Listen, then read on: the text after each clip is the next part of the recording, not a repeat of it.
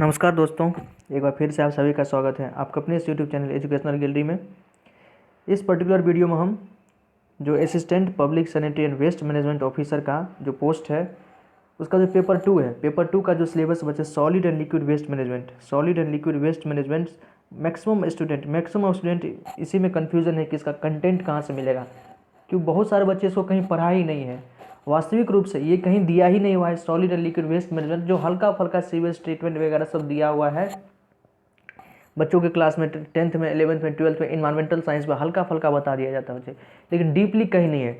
Deeply अगर है कहीं तो 12th के एनसीईआरटी में है। 12th का एक एनसीईआरटी है माइक्रोब्स इन ह्यूमन वेलफेयर, मतलब सूक्ष्म जीव का मानव कल्याण में क्या योगदान है, उस चैप्टर में हल्का फल्का दिया हुआ है। सीवेज ट्रीटमेंट के बारे में उसमें अच्छे से बताया हुआ है, डीपली बताया हुआ है और मोर देन सफिशिएंट कंटेंट है। अच्छे से क्वेश्चन आता है वहाँ से भी, जो भी क्वेश्चन प्रीवियस ईयर में भी आए हुए हैं तो यहाँ से ये क्वेश्चन बन जाता है।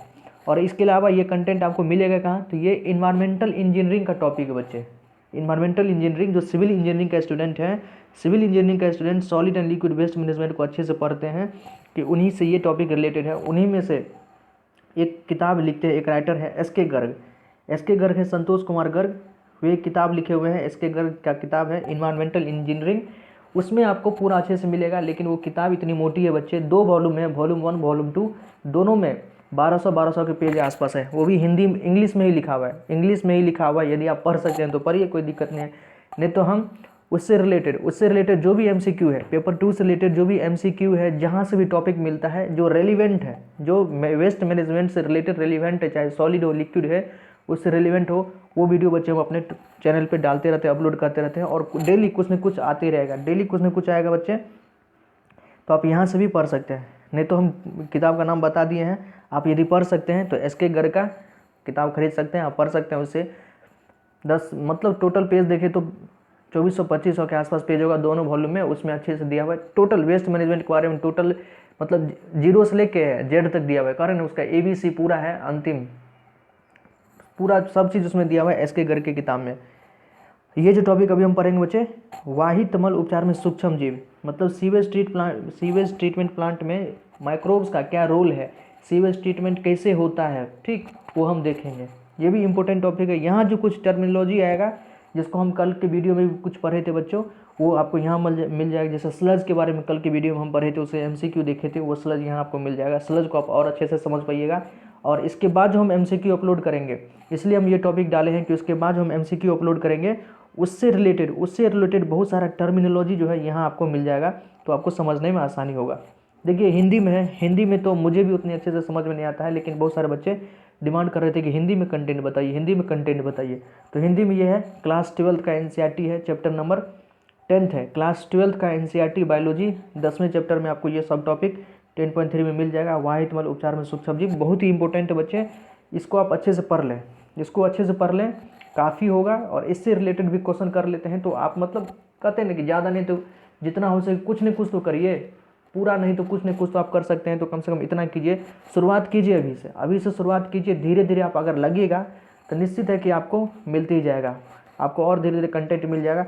लेकिन फिलहाल जो ये कंटेंट हम आपको बताएं, ये इंपॉर्टेंट कंटेंट है, इससे रिलेटेड क्वेश्चन रहता है, किसी भी एग्जाम में क्वेश्चन रहेगा, क्योंकि सीवेज ट्रीटमेंट प्लांट में 12th का NCERT अपने आप में वास्ट NCERT है। मोर देन सफिशिएंट लिखा हुआ है, मोर देन सफिशिएंट है। इसके अलावा और कहीं नहीं बचे, आपको इंजीनियरिंग में ही मिल सकता है, इसके अलावा और कहीं नहीं मिल सकता है, ठीक। तो आइए हम इसको स्टार्ट करते हैं। थोड़ा बहुत हिंदी में देखते हैं। हिंदी में यदि समझ में आ जाना चाहिए, हिंदी आपका लोकल लैंग्वेज है, आना चाहिए। नहीं आता है तो इसके बाद हम इंग्लिश में भी इसी चीज़ को हम अच्छे से फिर से हम एक्सप्लेन करेंगे। ओके बच्चों, तो हिंदी वाले बच्चे तो यहाँ देख सकते हैं। इसके बाद हम इसी पर रिलेटेड बहुत सारा MCQ डालेंगे ताकि वो आपसे बन जाए। और वे सब MCQ रेलिवेंट है, वे सब MCQ हम जो MCQ डालेंगे सब प्रीवियस ईयर में जो पूछा हुआ है, सिविल इंजीनियरिंग में जो पूछा जाता है, एस के गर्ग की किताब से ही डालेंगे। तो जुड़े रहे मेरे चैनल से बच्चों। कुछ भी हम मतलब फालतू का चीज़ नहीं बताएंगे, अपना व्यूज़ बढ़ाने के लिए फालतू का चीज़ हम नहीं बताएंगे, क्योंकि हम खुद कंपटीशन से जुड़े हुए हैं, गलत चीज़ आपको हम नहीं बता सकते हैं, क्योंकि मेरा टाइम अपने आप वेस्ट होगा, हम इसमें इतना टाइम नहीं दे सकते हैं, ठीक। तो हम वही चीज़ देंगे जो मेरे लिए भी थोड़ा यूज़फुल हो और आपके लिए भी होगा। फालतू हम नहीं दे सकते बच्चे, क्योंकि ये मेरा प्रोफेशन नहीं है, हाँ ये बनाने के बाद है कि मेरा भी नॉलेज बढ़ जाता है और कुछ हेल्प भी हो जाता है, इसलिए हम ऐसा काम करते हैं, ठीक। तो देखिए हम शुरू करते हैं। वाहित मल उपचार में सूक्ष्म जीव, इसी को इंग्लिश में क्या कह सकते हैं, वाहित मल का होता है सीवेज ट्रीटमेंट। सीवेज मतलब क्या, जो भी सीवेज नदी नाला जो निकलता है बच्चा आपके घरों से, या जो भी रोड पर इतना बड़ा बड़ा नाला देखते हैं, वो कहीं न कहीं तो जाता होगा, कहीं न कहीं तो अंत में नदी में मिलाया जाता होगा उसको। तो क्या डायरेक्टली उसको नदी में मिला देगा? इतना उसमें कचरा रहता है, दुनिया भर का गंदगी रहता है, जो भी मतलब बाथरूम का गंदगी हो, किचन का गंदगी हो, मतलब पूरे पूरे गंदगी, दुनिया भर का गंदगी इसमें रहता है। तो क्या डायरेक्ट उसको नदी में छोड़ देगा? नदी तालाब तो भयंकर गंदा हो जाएगा। तो उसको पहले ट्रीटमेंट किया जाता है, उसका पहले उपचार किया जाता है। फिर कैसे उपचार होता है उसी तरीका को देखना है। आइए थोड़ा सीखते हैं। देखिए, हम जानते हैं कि प्रतिदिन नगर एवं शहरों में व्यर्थ जल की एक बहुत ही बड़ी मात्रा जनित होती है। ऑब्वियसली जो नगर है, चाहे शहर हो या गांव हो, सब जगह बच्चे, ये जो नीतीश कुमार का नल जल योजना है, तो और मतलब पूरे क्या कहें कि जो भूगर्भ जल था, मतलब ग्राउंड वाटर था, उसके लेवल को एकदम बिल्कुल ख़त्म ही कर दिया होगा। वैसे अपने यहाँ पानी की कमी तो नहीं है, लेकिन जो भी संचित था, नीचे कंजर्व था, उस सब पानी को ऊपर लाके बर्बाद कर दिया है। और गांव में तो देखते होंगे स्थिति नाजुक से नाजुक खराब है, सब रोड पानी से भरा रहता है। ठीक, तो सरकार का ये नीति अच्छा से नहीं चल पाया, सफल नहीं हो पाया।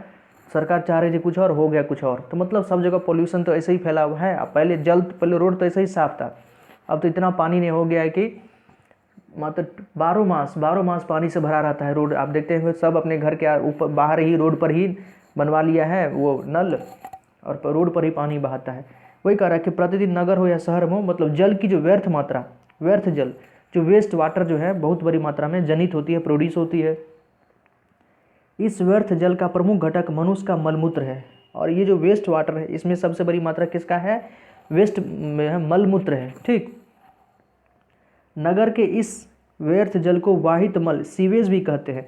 जो नगर से, जो शहर से, सिटी से ये जो वेस्ट वाटर निकलता है, इसको सीवेज, इसी को सीवेज भी कहते हैं बच्चे। सीवेज का मतलब आप एक तो वेस्ट वाटर से भी समझ सकते हैं, नाला से भी समझ सकते हैं। नाला में भी तो क्या होता है, नाला में क्या कहते हैं कि ये सीवेज है, इसमें मतलब गंदा पानी जा रहा है।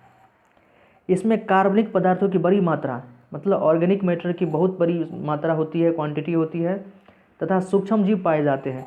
और जहाँ गंदगी होगा वहाँ तो माइक्रोब्स होगा ही, इसलिए तो कहते हैं कि अपने आसपास साफ़ सुथरा बनाए रखें, वहाँ कीड़ा मकोड़ा, माइक्रोब्स वगैरह नहीं होंगे। गर्मी के समय में कहा जाता है कि कूलर को, अपने कूलर में जो पानी डालते हैं उसको समय समय पर बदलते रहे, साफ करते रहते हैं, नहीं तो डेंगू का जो है माइक्रोब्स, उसमें डेंगू का जो वायरस है पनप सकता है। ठीक, तो वही जहाँ अगर गंदगी होगा तो वहाँ सूक्ष्म जीव तो हो पा ही जाएंगे, जो अधिकांशतः रोगजनकीय होते हैं, मतलब जो बीमारी कॉज कर सकते हैं, बीमारी फैला सकते हैं।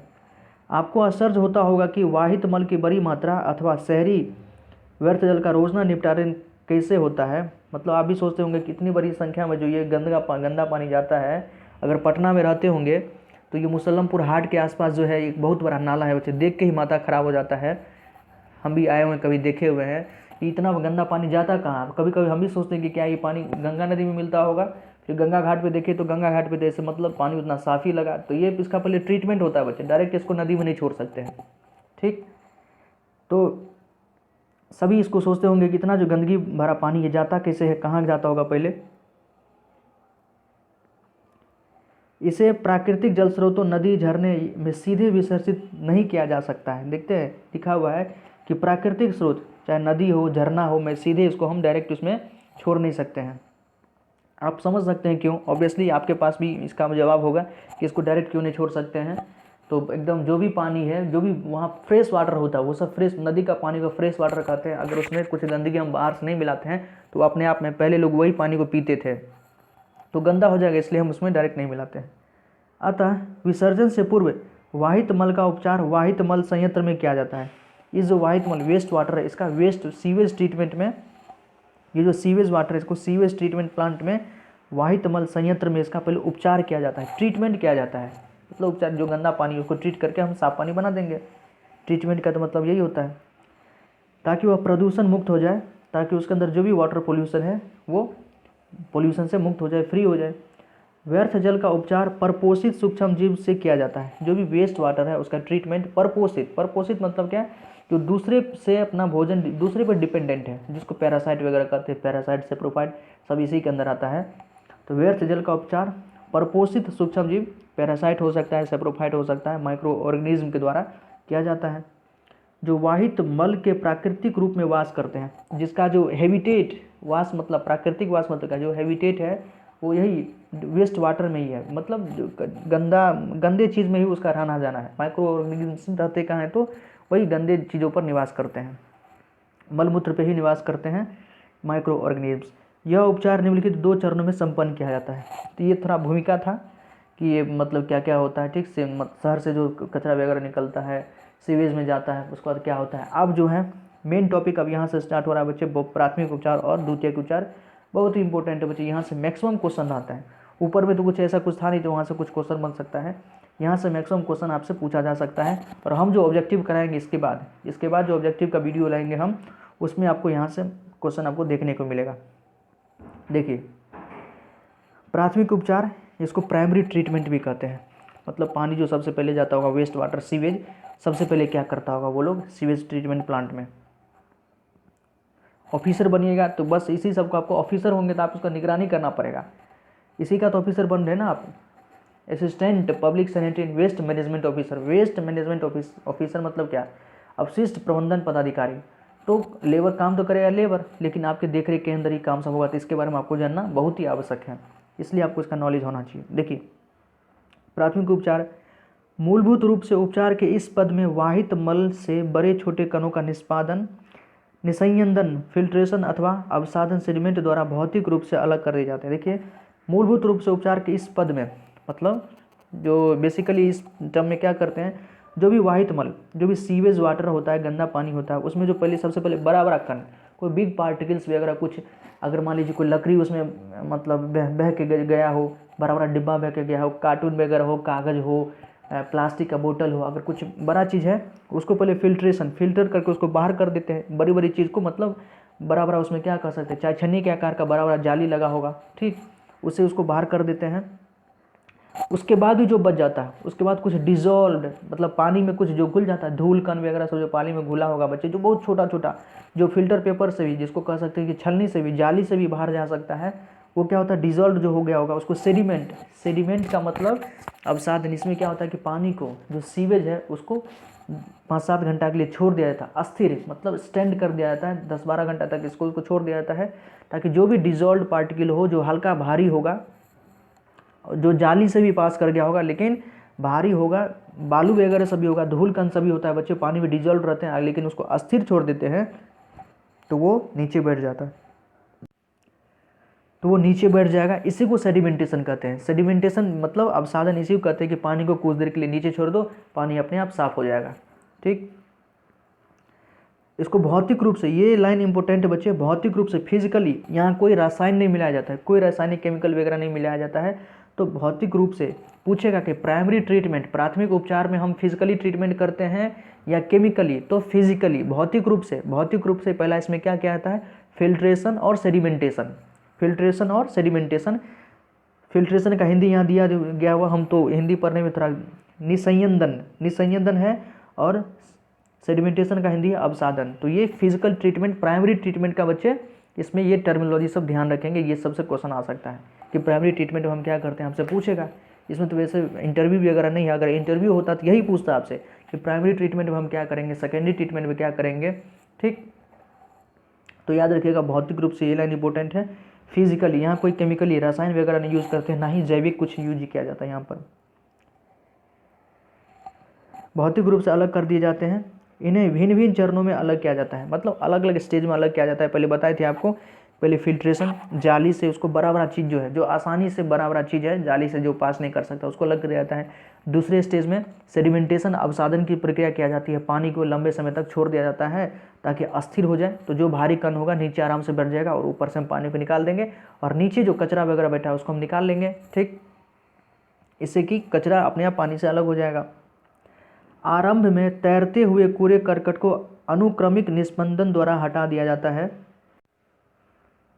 शुरुआत में जो भी कूड़ा करकट है बच्चे, उसको सीक्वेंसल, अनुक्रमिक निस्पंदन मतलब सीक्वेंशियल फिल्ट्रेशन, मतलब सीक्वेंस में, एक सीक्वेंस से फिल्ट्रेट किया जाता है। पहले बड़ा चीज़ को निकालो, उसके बाद उससे छोटा चीज़ को, उसके बाद मतलब बार बार फिल्टर पेपर नहीं कर सकते, यहाँ पर जाली से संबंधित हो सकता है। जाली से समझ सकते हैं कि एक बड़ा जाली, उसमें जो बड़ी बड़ी चीज़ें हैं जो उससे पास ना कर सके, और जो उससे पास कर गया है तो उसमें उससे छोटा जाली का यूज़ करते होंगे, उससे भी जो पास कर जाता होगा उसमें और उससे छोटा जाली का यूज़ करते हैं बच्चे, इसमें इसी को कहते हैं सीक्वेंशनल, अनुक्रमिक निसंयोजन द्वारा हटा दिया जाता है। इसके बाद सतबालुकासन का मतलब होता है small and soil and small pebble, बहुत छोटा मतलब पीबल के ग्रीट है, पत्थर वगैरह जो पानी में डिजॉल्व हो जाते हैं, धूलकण, मृदा तथा छोटे गुटकाओं के पेबल का अवसादन द्वारा, वही सेडिमेंटेशन द्वारा इसका निष्कासित किया जाता है।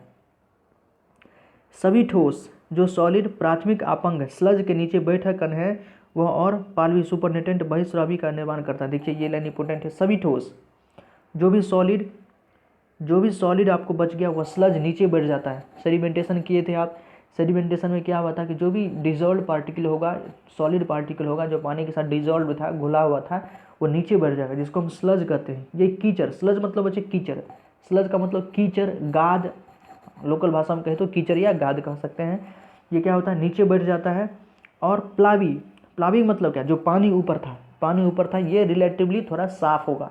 जो सीवेज में पानी था और जो ट्रीटमेंट के बाद सेडिमेंटेशन करने के बाद जो पानी बचेगा, ये उसी को प्लावी या सुपरनेटेंट कहते हैं। ये थोड़ा उससे कंपेरेटिवली थोड़ा साफ होगा पानी, गंदगी तो अभी भी इसमें है लेकिन ये उसके कंपैरिजन में थोड़ा साफ होगा।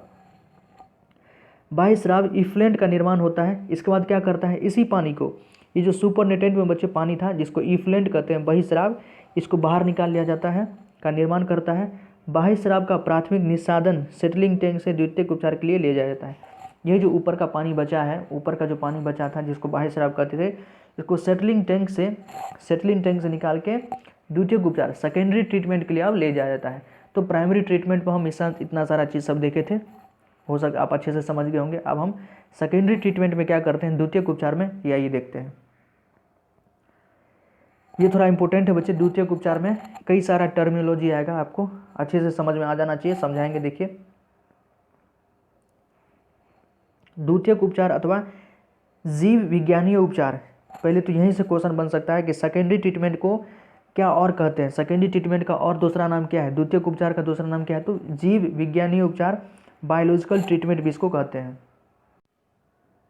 द्वितीयक उपचार अथवा जीव विज्ञानीय उपचार, यहाँ से भी क्वेश्चन बन सकता है कि सेकेंडरी ट्रीटमेंट को और क्या कहते हैं, तो बायोलॉजिकल ट्रीटमेंट। ठीक, प्राथमिक बहिस्राव को बड़े वायुव्य टंक से गुजारा जाता है। जो भी प्राइमरी इफ्लेंट, प्राथमिक बहिस्राव जो है बच्चे, जो पानी सेडिमेंटेशन के बाद ऊपर जो पानी बच गया था उस पानी को निकालते हैं, उसको फिर से अभी और अच्छे से साफ करना है।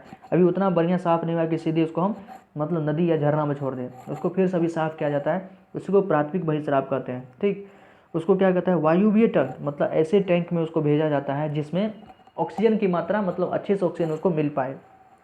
वायुव्य टैंक से गुजारा जाता है जहां यह लगातार यांत्रिक रूप से हिलाया जाता है, मतलब मैकेनिकली इस पानी को बार बार हिलाया जाता है, मैकेनिकली मशीन के द्वारा। और वायु को इसमें पंप किया जाता है, ज़्यादा से ज़्यादा मतलब एयर को इसमें पंप किया जाता है ताकि इसके अंदर ज़्यादा से ज़्यादा एयर जाए। इससे लाभदायक वायुवीय सूक्ष्म जीवों को प्रबल शक्ति वृद्धि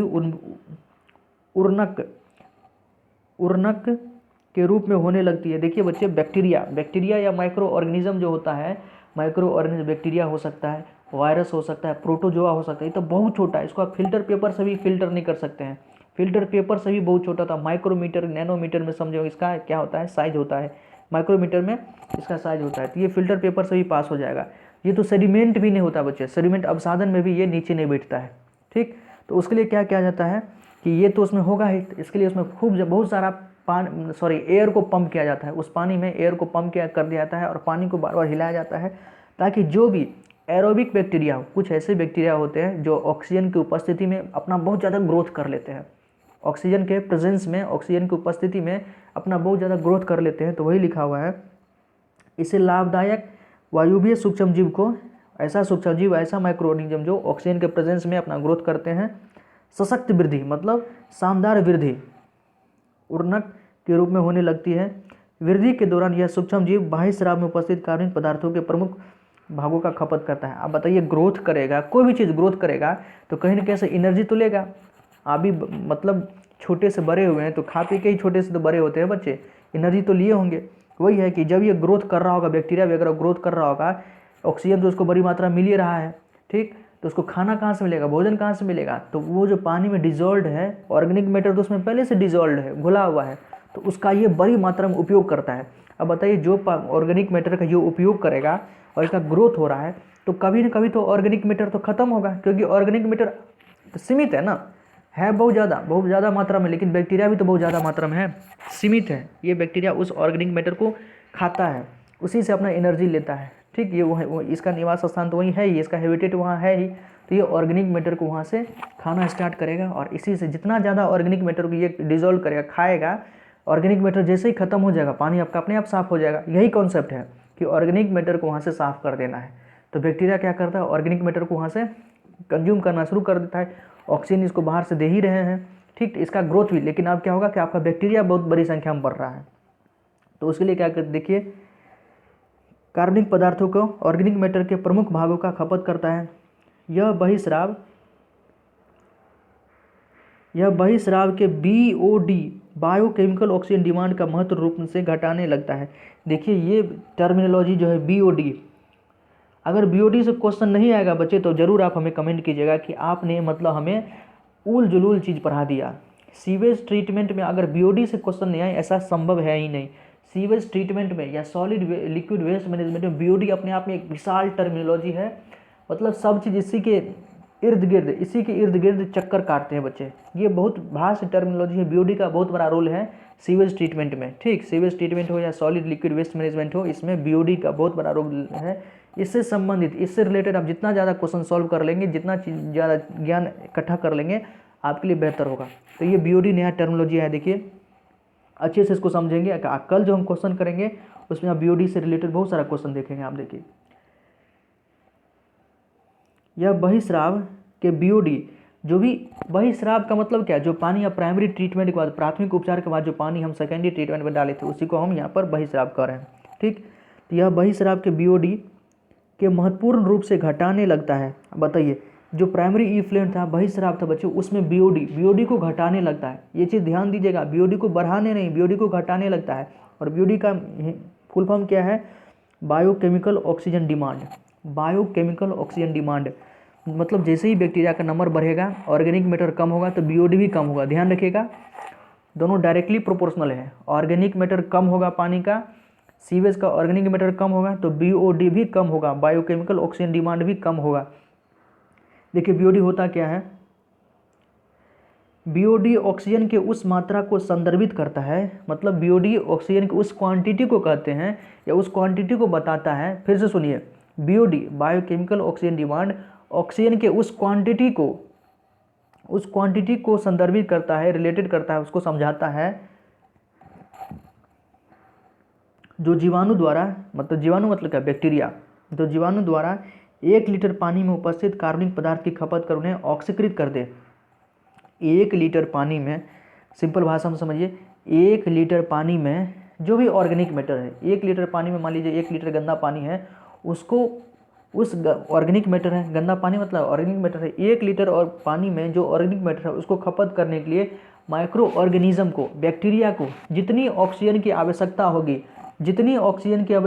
उसी को क्या कहते हैं, BOD बायोकेमिकल ऑक्सीजन डिमांड।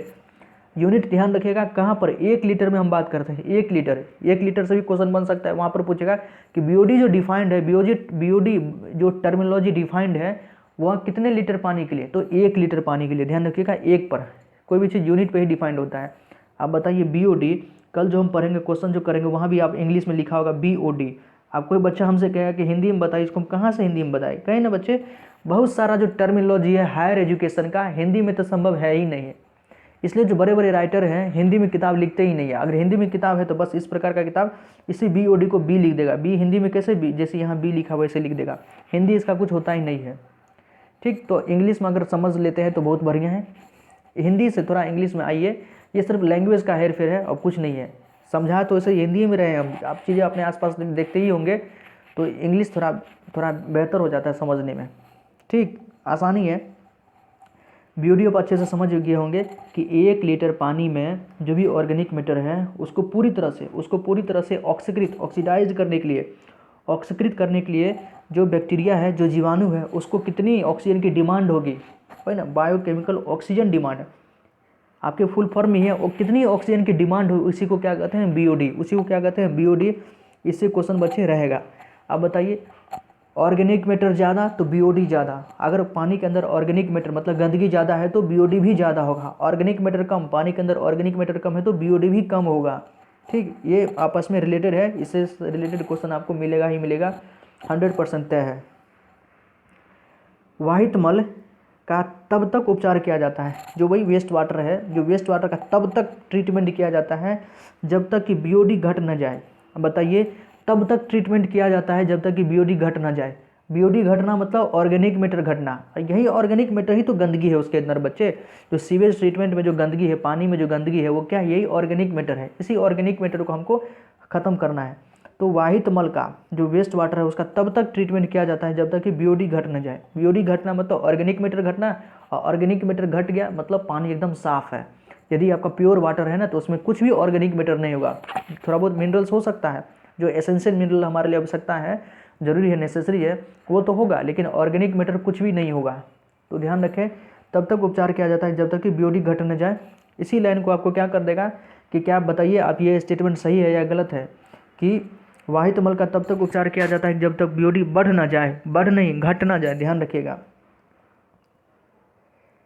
जल के एक नमूने में सूक्ष्म जीव द्वारा ऑक्सीजन के उद्ग्रहण की दर का मापन बीओडी प्रशिक्षण से किया जाता है। अतः प्रत्यक्ष रूप से जल में उपस्थित कार्बनिक पदार्थों का मापन ही बीओडी है। जैसे हम बताए थे कि जल में कितना माइक्रो ऑर्गेनिज्म है, जल में कितना कार्बनिक पदार्थ है, जल में कितना कार्बनिक पदार्थ है, ऑर्गेनिक मैटर है, इसका को आपको मेजरमेंट करना है तो बीओडी में मैप कर लीजिए, आप बीओडी को मेजर कर लीजिए। जो भी वेस्ट वाटर है, आपके पास गंदा पानी है, उसके अंदर आप समझते हैं कि कितना इसके अंदर कार्बनिक पदार्थ है, कितना ऑर्गेनिक मैटर है, ये आपको चेक करना है।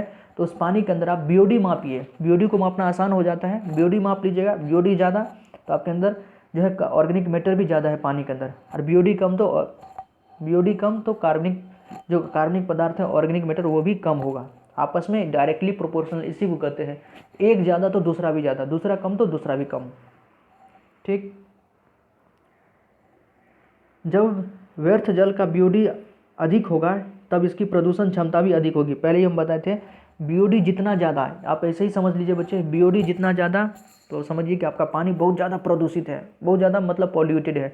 बीओडी जितना कम, पानी उतना कम पॉल्यूटेड, उसके अंदर उतना कम ऑर्गेनिक मैटर।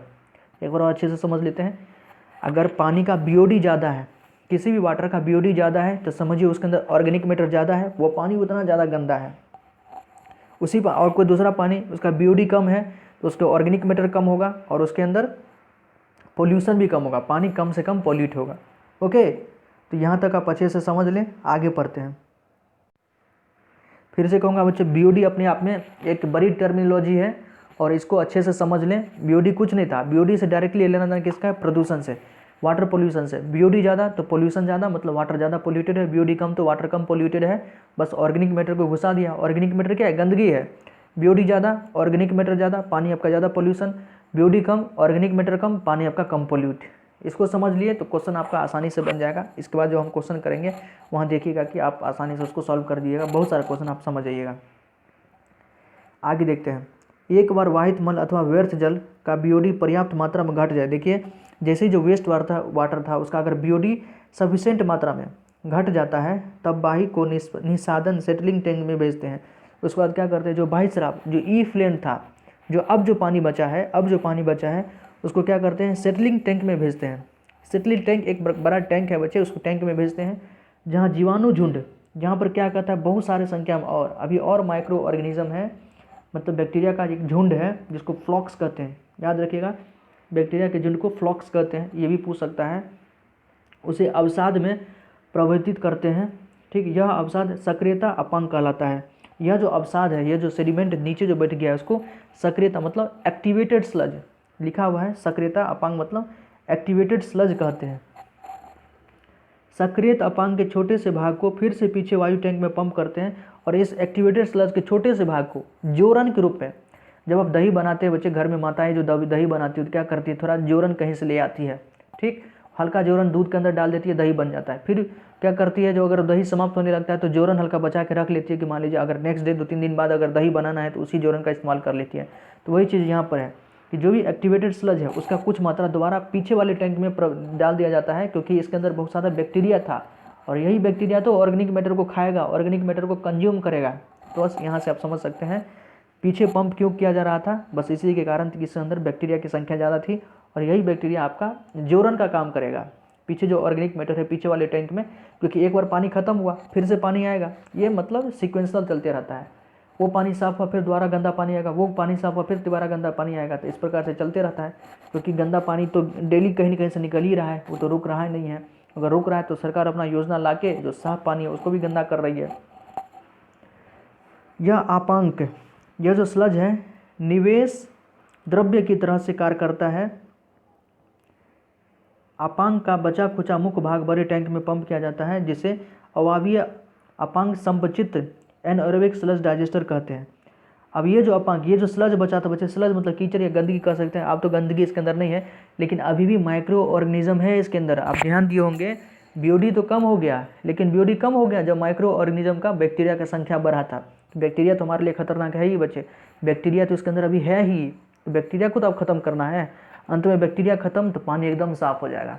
ठीक, तो अब क्या करता है, इस बैक्टीरिया भरे पानी को या जो बचा कुचा अपंग भाग था इसको अवावीय अपांग संपचित मतलब एनएरोबिक स्लज डाइजेस्टर, एक मतलब बड़ा टैंक है जिसके अंदर पानी को डाला जाता है, लेकिन उसमें ऑक्सीजन बिल्कुल नहीं देना है।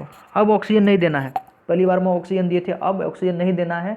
ठीक, आप बताइए ऑक्सीजन नहीं देने से क्या होगा कि जो भी बैक्टीरिया था ऑक्सीजन उसको मिल रहा ही नहीं है, पानी में ऑर्गेनिक मैटर पहले से कम है, मतलब उसका खाना भी कम है, ऊपर से ऑक्सीजन नहीं मिल रहा है, बेचारा तरप तरप कर अपनी जान दे देगा, तरप कर सारा बैक्टीरिया मर जाएगा, आपका पानी साफ़ हो गया, आप उसको आसानी से नदी तालाब में कहीं भी डाल सकते हैं। तो बस यही कॉन्सेप्ट था, आशा करता हूँ अच्छे से समझ गए होंगे। फिलहाल और अच्छे से पढ़ते हैं। यहाँ पर देखिए, यहाँ जीवाणुओं के अन्य किस्में जो अवावीय रूप से वृद्धि करती है वे अपांग में उपस्थित जीवाणु की तरह कवक का पाचन कर लेती है। इसमें इस प्रकार का बैक्टीरिया या कुछ इस प्रकार का माइक्रो ऑर्गेनिज्म रखा जाता है जो एनएरोबिक रूप से, एनएरोबिक जो मतलब बिना ऑक्सीजन के ही ग्रोथ करता है, उसको यहाँ पे डाला जाता है, जो क्या करेगा कि ऑक्सीजन नहीं है अपना ग्रोथ कर लेगा। और जो पहले से था बच्चे, जो पहले से बैक्टीरिया इसमें डाला था वो बिना ऑक्सीजन के यहाँ पर मर जाएगा, और थोड़ा बहुत तो ये जो एनएरोबिक है एरोबिक वाले को खा भी लेती है, डाइजेस्ट कर लेती है। पाचन के दौरान जीवाणु गैसों का मिश्रण जब ये डाइजेस्ट होता है तो कुछ न कुछ माइक्रो ऑर्गेनिज्म है, डाइजेस्ट का मतलब क्या है, यहाँ डिकम्पोज हो रहा है, सर रहा है, एक प्रकार से सरता है तो गैस बनता है। पाचन के दौरान जीवाणु गैसों का मिश्रण जैसे methane, hydrogen sulphide, carbon dioxide उत्पन्न करती है। कल भी हम क्वेश्चन जब पढ़ रहे थे कि जब स्लज को डाइजेस्ट किया जाता है तो कौन कौन सा गैस रिलीज होता है, तो वहाँ ऑप्शन में हमको कार्बन डाइऑक्साइड और मीथेन मिला था। ठीक, वहाँ सल्फर डाइऑक्साइड वगैरह नहीं, हाइड्रोजन सल्फाइड नहीं मिला था, वो भी ऑप्शन टिक करते। जो अप्रोप्रिएट ऑप्शन होगा उसको हम टिक करेंगे। आप देख लिए कौन कौन सा गैस निकलता है बच्चे, मीथेन गैस निकलता है, हाइड्रोजन सल्फाइड निकलता है, कार्बन डाइऑक्साइड गैस निकलता है। ये याद रखें, ये गैस निकलता है, गैस से भी क्वेश्चन बनता है। ये जो गैस है, थोड़ा कुछ दिक्कत हो गया था, फिर से देखते हैं दोस्तों। ये गैसें बायोगैस का निर्माण करती है। ये जो तीन गैस है, मीथेन, हाइड्रोजन सल्फाइड और कार्बन डाइऑक्साइड, ये आपका बायोगैस का निर्माण करती है। सबका फॉर्मूला भी आपको पता होना चाहिए। मीथेन का क्या होता है, CH4 लिख लें। फॉर्मूला से कुछ भी क्वेश्चन पूछा जा सकता है बच्चों, कुछ भी इससे रिलेटेड जितना भी चीज़ आता है आपको सबको अच्छे से मतलब डीपली स्टडी करना है। तो इसलिए हम मीथेन का CH4, hydrogen sulphide H2S, hydrogen sulphide क्या होता है, H2S होता है। कार्बन डाइऑक्साइड क्या होता है, CO2 होता है। कार्बन डाइऑक्साइड क्या होता है, CO2 होता है। ओके, तो फॉर्मूला भी थोड़ा ध्यान रखें। ये तीनों गैस मिलकर बायोगैस का निर्माण करती है, क्योंकि यह ज्वलनशील होती है। हाइड्रोजन तो जानते हैं सबसे ज़्यादा ज्वलनशील होता है। मीथेन CNG में क्या होता है, मीथेन होता है, ये ज्वलनशील है। इस कारण इनका प्रयोग ऊर्जा के स्रोत के रूप में भी किया जाता है। तो जब ज्वलनशील है, आपको फ्री मिल रहा है, मतलब डिकम्पोजिशन के बाद मिल रहा है, तो इसका तो हम मतलब ऊर्जा के रूप में भी इस्तेमाल कर सकते हैं। आप बहुत जगह होता भी है, जिसके पास सीवेज वेस्ट वाटर प्लांट है बच्चे, वो इसका यूज़ करता है। आगे देखते हैं। द्वितीयक उपचार प्लांट से बहिस्राव समांतर जल के प्राकृतिक स्रोतों जैसे नदियाँ, झरनों में छोड़ दिया जाता है। अब जो पानी था, अब सारा बैक्टीरिया वगैरह सभी मर गया है, क्योंकि एनएरोबिक में जैसे ही डाले तो जो भी एरोबिक वाला था पहले ही मर गया था, और जो बचा कुचा रहता है उसको भी हल्का फुल्का और केमिकल वगैरह डाल के उसको मार दिया जाता है बच्चे। मतलब पानी अब साफ़ है, पीने लायक तो नहीं है अभी भी, लेकिन बहुत साफ़ है। अगर नदी नाला में मिला भी दिया जाए तो वो उसको नुकसान नहीं करेगा। इसको नदियों और झरनों में छोड़ दिया जाता है। वाहित मल उपचार संयंत्र का आकाशीय चित्र, मतलब जो आपका ऊपर में फिगर दिया हुआ है, पहले हम दिखा दिए थे। आप समझ सकते हैं कि किस प्रकार सूक्ष्म जीव प्रतिदिन विश्व भर में व्यर्थ जल के लाखों करोड़ों गैलन पानी के उपचार में महत्वपूर्ण भूमिका निभाते हैं। आप देखिए बच्चे, इस पानी को साफ कौन किया? इस पानी को साफ करने का जो सबसे बड़ा रोल था, कौन किया? आपका सूक्ष्म जीव, माइक्रो ऑर्गेनिज्म। तो माइक्रो ऑर्गेनिज्म, सारा का सारा माइक्रो ऑर्गेनिज्म हमारे लिए हार्मफुल नहीं है, खतरनाक नहीं है, कुछ हमारे लिए यूजफुल भी है। जैसे एक तो आप पहले से जानते होंगे, लैक्टोबैसिलस, जो दूध को दही बनाने में काम करता है, ठीक, मतलब दही में अधिकतर लैक्टोबैसिलस पाया जाता है इसी बैक्टीरिया के कारण, तो ये हमारे लिए तो यूजफुल है। बहुत सारा बैक्टीरिया, एंटीबायोटिक्स जो बनता है, बहुत सारे बैक्टीरिया का नाम सुने होंगे, पेनिसिलिन तो जैसे फंगस है, तो ये सब जो है बैक्टीरिया के द्वारा ही बनाया जाता है, जो हमारे बहुत सारी बीमारी में काम करता है बच्चे। तो बहुत सारे बैक्टीरिया हमारे लिए यूज़फुल है, सब मतलब हार्मफुल ही नहीं है। तो यहाँ आपके लिए बैक्टीरिया जो ये था, आपके लिए यूज़फुल ही था, वही बता रहा है। लाखों करोड़ गैलन पानी के उपचार में महत्वपूर्ण भूमिका निभाती है। संसार के लगभग समस्त भागों में लगभग सदियों से इस कार्य प्रणाली का प्रयोग किया जाता आ रहा है। संसार के समस्त भाग में, मतलब ऑल ओवर द ग्लोब कह सकते हैं, पूरे विश्व में पानी तो सब दिन से गंदा हो ही रहा है बच्चे, लेकिन जब सब दिन से गंदा हो रहा था, जब सीवेज ट्रीटमेंट प्लांट नहीं था, तो ये पानी साफ कैसे होता था? गंदा भी हो रहा था, लेकिन साफ भी हो रहा था। साफ करने का महत्वपूर्ण भूमिका प्रकृति अपने आप दी हुई है। प्रकृति ने सब चीज़ अपना मतलब स्टेबल करके भेजा हुआ है। ये अनस्टेबल किया कौन? अनस्टेबल तो ये हम ह्यूमन ने किया, इसको मानव जाति ने इसको अनस्टेबल कर दिया। इतना संख्या में इसको बढ़ा दिया है कि अपने आप सब अनस्टेबल हो गया। तो फिर भी प्रकृति जो है आए दिन अपने आप को स्टेबल करती रहती है। तो इसलिए कैटास्ट्रॉफी जो होता है, महाप्रलय, आप तो देखते ही हैं। तो लाखों सदियों से ये कार्य प्रणाली का प्रयोग किया जाता आ रहा है। आज के दिन तक कोई भी मनुष्य द्वारा तैयार की गई प्रौद्योगिकी वाहित मल के सूक्ष्म जीव उपचार के सामने टिक नहीं पाई। देखिए आजकल जो भी इंस्टीट्यूशन में, चाहे बड़े बड़े IITN हो या कुछ भी, जो भी अपना बना रहे हैं, अपना टेक्नोलॉजी सब बना रहे हैं, जो भी तकनीकी, लेकिन इस माइक्रो ऑर्गेनिज्म के सामने टिक नहीं पाए हैं। इतना जो मतलब जितना एफिशिएंटली, जितना अच्छे से ये काम कर लेता है माइक्रो ऑर्गेनिज्म नेचुरल वे में, उतना जो है ये सब नहीं कर पाता है। चाहे कितना भी टेक्नोलॉजी लगा ले, ये बड़े से बड़े मतलब वैज्ञानिक भी इसके लिए इसका सामने टिक नहीं पाए, वही कह रहा है। आप जानते हैं कि बढ़ते हुए शहरीकरण के कारण पहले ही तुलना में विहित मल का मात्रा बहुत बड़ी मात्रा में उत्पन्न हो जाती है। जितना भी मतलब ये कोलोनाइजेशन हो रहा है, शहरीकरण हो रहा है, इसमें मतलब ये वेस्ट प्रोडक्ट की मात्रा तो दिन प्रतिदिन बढ़ती ही जा रही है। अतः वाहित मल की इतनी बड़ी मात्रा को उपचारित करने के लिए इन उपचार संयंत्रों की संख्या पर्याप्त नहीं बढ़ाई गई है। इसलिए जो इस मतलब वेस्ट वाटर को ट्रीट करने के लिए, उपचार करने के लिए जो सीवेज ट्रीटमेंट प्लांट की आवश्यकता है, बहुत बड़ी मात्रा में अभी तक बढ़ाई नहीं गई है। देखिए नीतीश सरकार जो ये वैकेंसी निकाली है, बिहार गवर्नमेंट, हो सकता है कि बढ़ाए, इसके बाद ऑफिसर की नियुक्ति करेगा, उसका हो सकता है सीवेज ट्रीटमेंट प्लांट भी बढ़ाए। डिमांड है ये, मतलब इस समय जो है इस सोसाइटी का डिमांड है, नहीं तो पर सब चीज़ अनस्टेबल हो जाएगा। इतना ज़्यादा गंदगी बढ़ेगा, आप देख ही रहे हैं, आए दिन कोई ना कोई बीमारी होती ही रह रहा है, सब चीज़ बंद हो रहा है, कुछ भी सही से चल नहीं रहा है, नहीं पढ़ाई लिखाई बच्चों का सही से चल रहा है, नहीं लोगों का रोजगार सही से चल रहा है, मतलब सब चीज़ एक प्रकार से अनस्टेबल हो गया है, जो अभी तक सदी में कभी नहीं हुआ था। तो आदमी ने खुद से पैर पे कुल्हाड़ी मारा है। जनसंख्या विस्फोट सबसे बड़ा इसका कारण है, सरकारी भी इसके ऊपर कुछ कर नहीं रही है। खैर, इसलिए औपचारित वहित माल को सीधे ही नदियों में छोड़ दिया जाता है। परिणाम स्वरूप प्रदूषण और जल जनित रोगों की संख्या बढ़ जाती है। मतलब सीवेज ट्रीटमेंट प्लांट नहीं है, शहर मान लीजिए बड़े बड़े सिटी में तो हैं, दिल्ली मुंबई मेट्रोपॉलिटन सिटी में तो है, लेकिन जो छोटे छोटे सिटी हैं वहाँ भी तो आज वो भी तो बड़ा हो रहा है। चाहे आपका कोई भी, आप अपने डिस्ट्रिक्ट में देखते होंगे कितना मतलब व्यापक रूप ले लिया है, शहरीकरण ने कितना व्यापक रूप ले लिया है, लोगों की संख्या दिन प्रतिदिन बढ़ती जा रही है। तो लेकिन वहाँ तो इस प्रकार की कोई व्यवस्था है नहीं, गंदगी तो वहाँ भी बहुत सारा हो रहा है। जहाँ जाते होंगे आसपास आपको गंदगी देखने को मिलता होगा, ऐसे ही जानवर वगैरह उसको खा लेते हैं। पर्यावरण तथा वन मंत्रालय ने हमारे देश की प्रमुख नदियों को प्रदूषण से बचाने के लिए गंगा एक्शन प्लान तथा यमुना एक्शन प्लान जैसी योजनाओं का सूत्रपात किया है।